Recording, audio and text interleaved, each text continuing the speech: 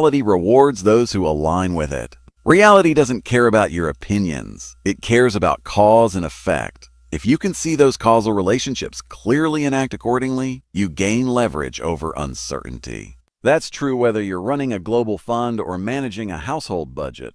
The same thinking that predicts an empire's collapse can protect your savings. The same discipline that builds a nation's wealth can build yours. Let me illustrate. Imagine a country that borrows heavily to fund consumption. At first, everything feels wonderful. Credit flows, housing booms, confidence soars. But debt, unlike income, compounds negatively.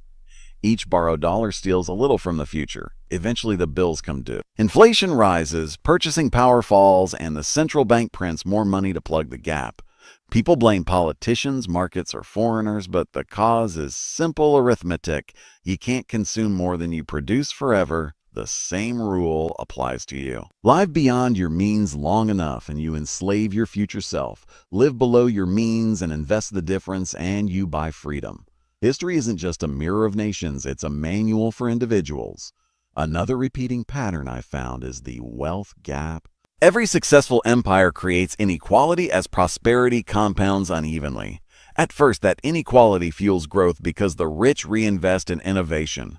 But over time, the gap widens beyond what the social contract can bear. The poor resent the rich, fear the poor. Political polarization rises. Eventually, taxes increase, capital flees, and productivity falls.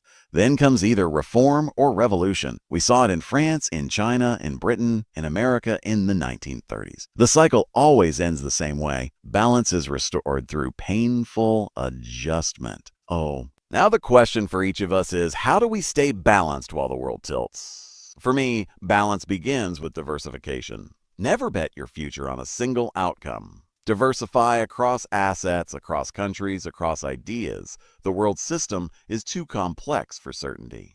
Instead of predicting, prepare. Instead of clinging to one story, hold multiple possibilities. That's how great investors survive regime changes. It's also how great nations endure. The United States rose because it diversified its strengths. It wasn't just military power. It was innovation, education, and openness to talent from everywhere. Those qualities created an adaptability unmatched in history.